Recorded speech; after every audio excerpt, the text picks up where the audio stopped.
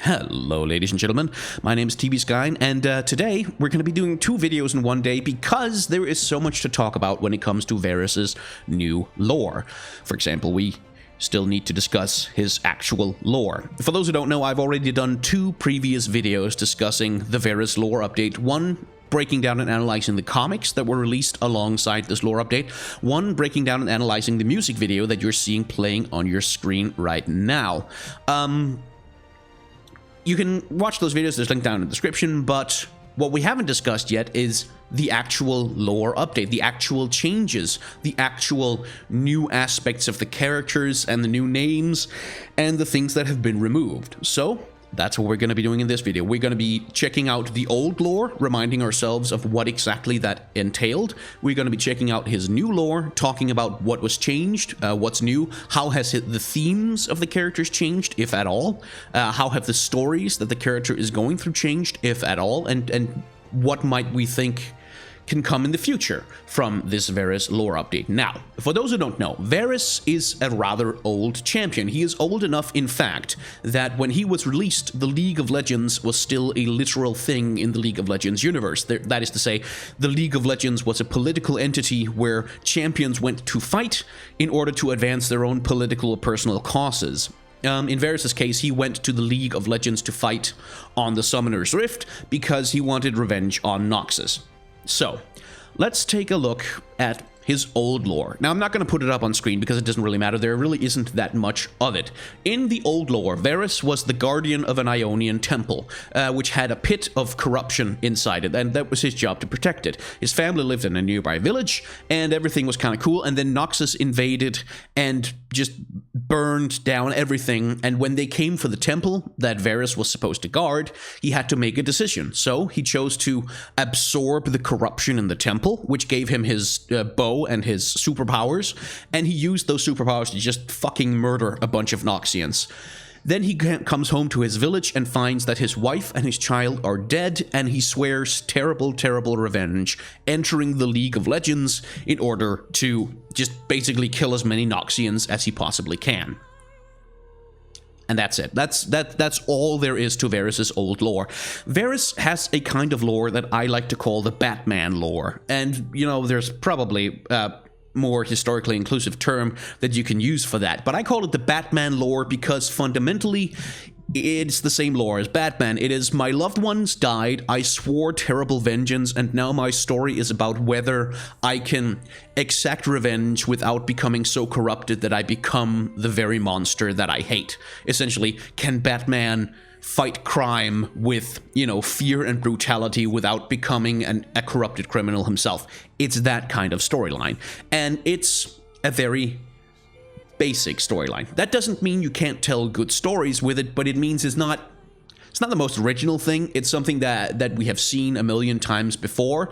It's something that lends itself to a particular set of stories and a particular set of tropes, and that's why I have never really been that fond of Varus's old lore. I felt like I had seen it before. I'd seen it in a lot of different characters. I'd seen it done in a million different ways, and the Varus version didn't really seem to bring anything new to the table. His personality was essentially, I hate Noxians and I want to kill them, and I'm sad because my family is dead. My parents are dead. That was the extent of who Varus was. So, in his new lore, Varus is no longer, well, a person. Varus is an ancient entity that possesses the demon weapon that you're about to see him fire on your screen here. Varus is the bow, and the body that wields the bow is whatever the bow can possess. Varus is a Darkin, who are some kind of, apparently they're extraterrestrial or extra-dimensional, kind of like the Void creatures, and they waged war on Runeterra long ago, and now the weapons that remain that weren't destroyed are out there in the world, and people pick them up, and then they become corrupted, like Cain or Aatrox, and the Darkin seek to recapture hosts so that they can keep murdering humans, essentially. So that is who Varus, the entity Varus, is now. And in the comic, and indeed in the short story that was released, there are hints that the Varus entity bears a deep and abiding grudge against humans who it sees as unworthy of life, unworthy of survival, as too weak to deserve to exist. And also he resents them a hell of a lot because they murdered all of his essentially, I don't know if I'm going to call them friends, but all the other members of his species were killed by humans in probably the Rune War or the Darken War, whatever the hell they want to call it. So Varus himself is a character who is a Darken, who is a weapon, separate from the two dudes who are falling through the Shadow Realm that you're seeing on the screen right now, who are Val and Kai. I keep messing those names up. I keep saying Vi and Cal. These two guys are Ionians. They are there's a guardian. One of them is a guardian of a temple or of some kind, and the other guy's a hunter. I think that's how it shakes out. I actually couldn't really remember because their stories are kind of unremarkable and not on their own very interesting. The interesting twist that has been added this time is that Val and Kai are lovers. And when Kai is murdered by Noxians, like he's either dead or so close to death that it makes no difference, Val makes the choice to take him into the temple where Varus the bow is trapped, throw him into the well where it's trapped, and hope that whatever is in the bottom of the well will save the man he loves. He takes the plunge in with his lover for reasons that aren't entirely clear. But he does this just basically hoping to save his lover. But what happens is that they are both possessed by the demonic bow, and they become kind of merged into one entity. Varus, the darkened bow, possessing the body of Val, while carrying with them the spirit of Kai. I think that's how it's supposed to happen, but it's not 100% clear that the body wasn't formed from both Val and Kai. But in the comic, certainly it is implied that it is primarily Val who is possessed by Varus, and Kai is kind of free from Varus's possession, but otherwise he's powerless to act. Like, he cannot move their hands or move their body around, but maybe he sort of can. It's not, in the short story and in the comic, it's not really clear exactly what the mechanics are of who can do what. But what emerges ultimately is that Varus wants to take revenge on all of humanity for destroying the Darken. And Val wants to take revenge on all of the Noxians because they killed his lover, Kai. And Kai mostly wants Val not to be corrupted by Varus, wants Val not to become a blood-soaked avenger, murdering everything in his path. So that's our conflict. And what has changed then? What is new? Well, the story itself fundamentally hasn't changed. This is essentially still a Batman story, but with an interesting twist. Now, as I said, the Batman story is someone I love is dead. I'm angry, I'm gonna take revenge. Oh no, this revenge is corrupting me, and I am becoming less human, and I'm becoming the thing I hate, right? Essentially, that is still the same story that is being told, but there is a key difference. Now, in the old Varus lore, the question was, can he take his revenge while still remaining uncorrupted? In this new lore, it's made pretty clear that, no, Val is corrupted. Like, the bow has corrupted him. He wants to murder everything. And if Kai isn't constantly there to pull him back from the brink, Varus will absolutely turn him into a blood-soaked, unrepentant murderer. Like, there's no question that he has been corrupted by his lust for vengeance. But the question at the heart of the character's relationship now is not, will he be corrupted by vengeance, but will he be saved by love? That seems to be the conflict that they're going for, is, can you bring someone you love back from the brink of corruption with your love, with your compassion, with your belief in the goodness of their soul? Can you pull them back from becoming a horrible monster? And that, I think, is a much more interesting twist on the lore than just, I'm sad because someone I loved is dead, I'm gonna kill everyone. Like, that's, like I said, you can easily tell good stories with Batman lore. Batman does it all the time, but it's not necessarily especially conducive to new types of storytelling. I think, for my money, the new lore is a lot more interesting. So the question is, what was lost in the transition? I think not that much, because Varus's wife and child, the people that died and caused him to become full of lust for vengeance, in the old lore, they didn't have names. They didn't have characters. They didn't have voice lines. They were never present. They didn't do anything. They didn't say anything. Their only function in the story was to die off screen so that Varus would have something to be sad and angry about. Well, actually, it's not true. One of them has a name, Thession. Thession is Varus's son, but the only place where Thession is mentioned is in the League Judgment. Now, for those who don't know, the League Judgment was a piece of short fiction that used to be released alongside New Champions back when the League of Legends itself was still a thing.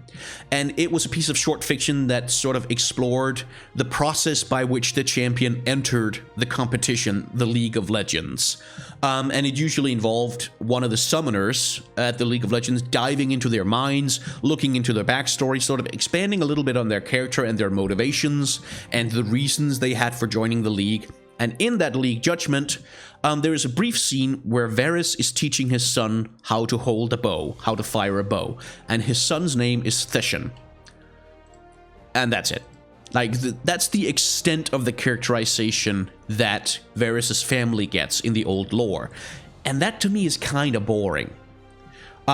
It's sort of, with Lucian, you get the sense that Senna was important, was someone who was active, who had a role, who did stuff, who was kind of present, who was a partner, an equal partner to him in the thing that he does. And in Lucian too, it's a bit of a fridged wife situation. It's a bit of a boring, someone I love is dead, so now I'm gonna be an angry avenger kind of thing. But Lucian, at least with Lucian, Senna has a name. Senna has some voice lines that refer to her, you know, in his interactions with Thresh and stuff, so... oh, I still have a bit of that cough left. So Lucian is a bit of a step up, but Varus, the previous lore, he didn't really have a family. Like, he had... It was like, his family in the previous lore was like tick boxes on a character sheet. Does the character have a family? Is the family dead? Check yes, check yes. That was literally all we knew about them.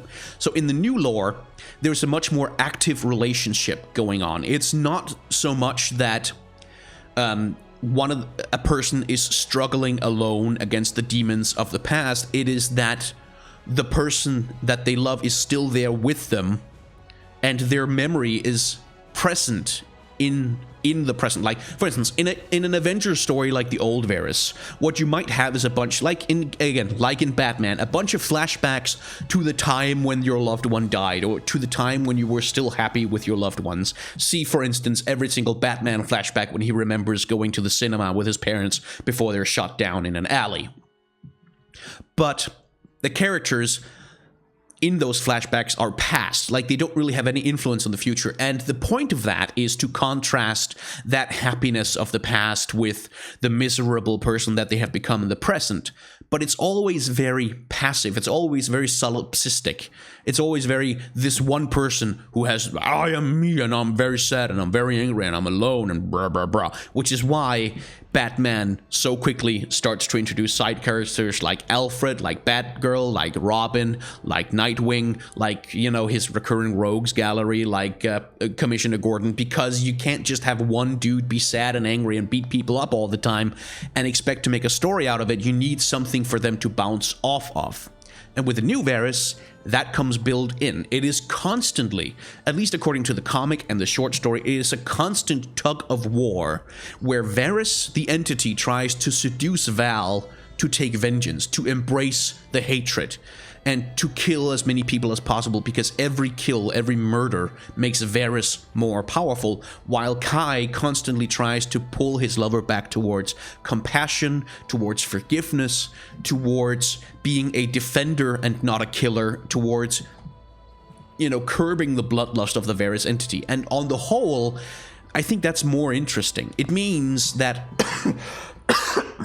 old Varus, like Batman, wouldn't really be interesting as a character on his own. He's only really interesting insofar as he relates to other characters. Like Batman needs Commissioner Gordon and Batgirl and Robin and Alfred in order to be a complete character.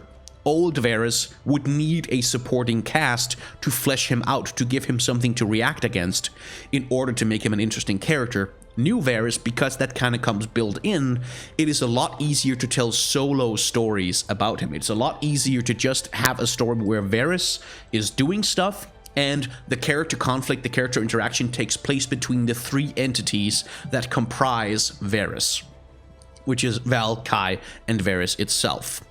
So I think in that sense, it's a lot stronger if what they're planning to do with his story going forward is to have him be sort of a solitary Avenger kind of character who's just kind of wandering the world, trying to do the right thing, occasionally doing the wrong thing because Varus, and sort of being self-engaged, a very inwardly reflective character. If they want to make him... But it also, like, if they want to make him a more outwardly active character, that is also an option. It is certainly possible. It would be interesting to see other characters try to behave and react in reaction to someone who is three people all at once. That makes for some interesting character interactions, but it is not as necessary as it would be with the old Varus Lore. Now, something I haven't touched on yet, something I've been consciously avoiding, is the issue of, oh, this is a straight character being retconned into a gay character. That feels really forced. That feels really sort of tacked on. That feels like they're just doing it for diversity's sake. And the reason I've been avoiding it is because those are dumb arguments and they are dumb criticisms, and I'm not interested in giving them the time of day. Like I said, old Varus, it doesn't matter that he's straight. It doesn't matter what sexuality. He has a wife and child. You could replace it with a husband and child and it would make no difference. It could have been his dog that was murdered. It would make no difference. Varus's sexuality in his old lore is completely and utterly irrelevant to the character. It has nothing to do with him. It adds nothing to the character. It subtracts nothing from the character. In his new lore, it's very much the same. It could easily be a male and a female lover. Excuse me, who were merged together in order to create the Varus entity. Could easily be a boy and a girl on your screen right now, or a girl and a girl. Those things are not really the important points. They're not really the crux of the character. So in that sense, you might say, oh, well, then why change it at all? Because there are no gay characters in League. Like, there is zero. They have like 140 characters and 0.none gay characters. So, you know, if you're going, okay, we want to update this character, we want to make him more interesting, we want to make him, instead of just being one lone Avenger, we want to make him sort of a split personality type of character, because League of Legends doesn't have really any character like this, like doesn't have a character who is embodied by multiple personalities. It doesn't have a ghost possession kind of character, at least as far as I remember. There's so goddamn many and none of them get their stories told. And at that point, hey, why not? Like, it's really not a thing. It's not really a useful or interesting criticism to say, oh, it's worse because it's gay. No, it's not. It's not worse. It's not better either. Like, devoid of all context, his change in sexuality makes no difference whatsoever to the story, because that's not what the stories are about. The only difference it makes is in a real-world context. And in the real-world context, League of Legends in 2017 very pointedly, very noticeably, did not have like any gay characters. None. Zero whatsoever.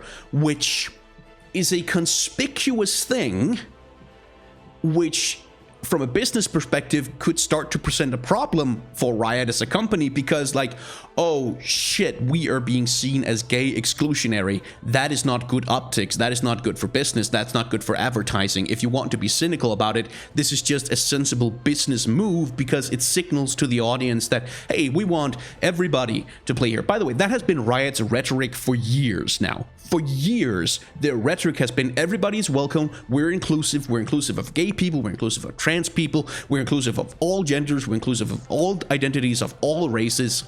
And that rhetoric becomes really freaking hard to keep up when you don't have, you know, any gay characters. So there's a lot of good reasons from a business perspective to have a gay relationship, and there's really nothing to be gained or no sensible reason to make it another straight character. So you give up nothing, you gain a few things, and it doesn't interfere with the story. It really doesn't. The sexuality of Varus is only relevant in a real-world context. In the fiction of the universe, it is irrelevant. There is no... That's one thing that they make a point of showing in the comic, by the way, that they published, was that, oh, in the universe of League of Legends in Ionia, nobody gives a shit that these guys are gay. That's not an issue. Like, nobody's like, oh, gay, that is wrong or something. Like, there's no repression narrative, there's no bigotry narrative going on there. It's not even a thing. It's not commented on. It's not remarked on. So it's really not so much a thing of, oh, they're forcing it in there. It's more a thing of, it makes no difference. Like, could be one or the other, but one of them has some benefits that we could use, and it adds a bit of diversity to the game. And it gives, you know, the gay players of League of Legends the sensation that, hey, Riot actually wants to include us. So there's nothing but benefits. There are no downsides. And like I said, don't go down in the comments and be like, oh, it's forced diversity, or oh, they just did it for political correctness or whatever, because those are stupid criticisms in this case. And also in almost every other possible case where you could make that kind of criticism. Don't do it. I don't want to hear it. I'm just going to delete it. I'm not interested. Anyway, that was a bit of a sour note to end it on. Basically, the new Varus lore, it's fine. I mean, I rated an 8 out of 10. It's a decent update. I think it's a little muddled in some places. I think, like all League of Legends lore, because all we have is a prologue and no chapter 1, we don't really know how well it works. That's the thing. I can praise this lore update as much as I want, but the fact of the matter is, like most champions in League of Legends, Varus has a prologue, he has an intro, but he doesn't have a chapter 1, he doesn't have a chapter 2, he doesn't have a midpoint, he doesn't have a point of no return, he doesn't have a story conflict, he doesn't have an ending to any of his narratives or any of his plot threads. We don't know what they're gonna do with him, we don't know if they're just gonna fuck all of it up and make a shitty character that nobody cares about out of him with whatever stories they're gonna tell, because they haven't told any stories about the dude yet. They've just told us who he are and where he comes from. So, like, for now, 8 out of 10, solid lore update, fixes some stuff, makes him more interesting, gives League of Legends some much-needed diversity when it comes to sexuality, which is just beneficial to the company and the game as a whole. And I don't really want to hear any homophobic bullshit from any of you. Just don't. It's not worth it. I'm just going to delete it. Who cares? Don't do it. Anyway, my name has been TB Sky, and you're free to hit the dislike button as much as you want. It's totally okay. I don't mind. You can unsubscribe if you dislike any of what I've said. You can subscribe if you liked it. Share this video if you are so inclined. And do leave your comments down below if you have some criticisms other than the ones I'm not interested in talking about right now. If you have some questions, something I didn't cover, something you'd like to hear more about, something you'd like me to take a pass at, feel free to leave it down there. My name has been TB Sky. I hate ending videos on a note like this, but it is necessary in this case, and I shall see you in the next video. Good God, my voice is dying.